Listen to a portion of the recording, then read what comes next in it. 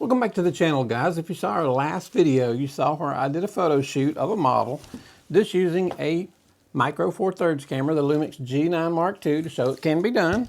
And to even make my life a little tougher, we even did it with the mid-size Godox V80 flash, not the Godox V1 or the V1 Pro.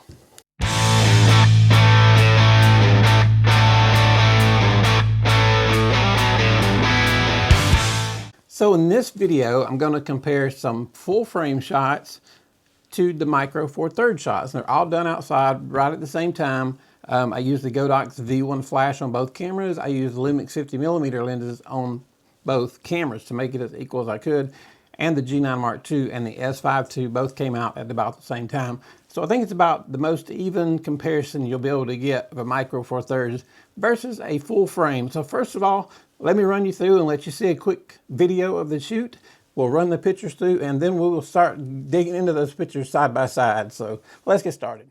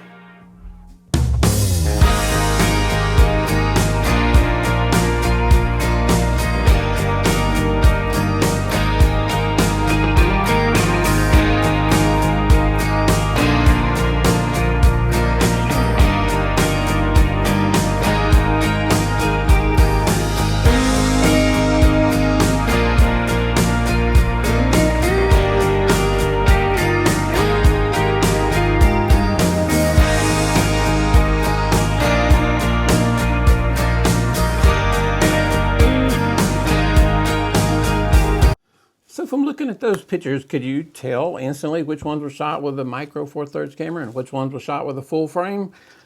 Maybe you could, maybe you couldn't. I think it's a tough call. So what I'm going to do now is I'm going to put some side by side and we'll take a look at them a little bit closer. So let's do that. Okay, so let's take a look at these pictures side by side and see what you can tell. So I think it's really hard to tell from looking at those other pictures.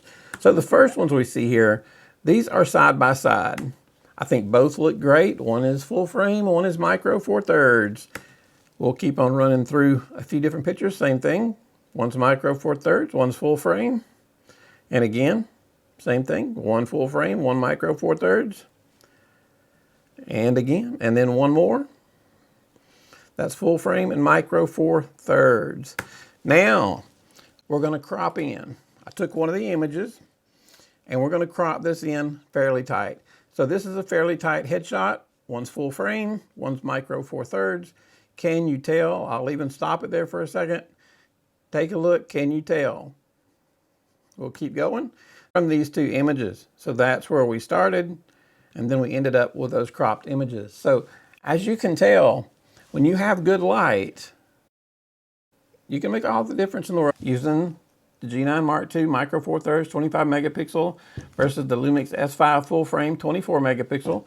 It's really hard to tell when you're outside with good light. Now, obviously in low lighting, the full frame is going to blow it away because micro 4/3 just can't handle low light. But I think outside, you can get very competitive shots. Okay guys, so I'm going to go ahead and tell you the first batch of pictures when we ran through like 4 of them side by side, all of your full frame images were on the left. And then once we pulled them in close, all of your full frame images were on the right.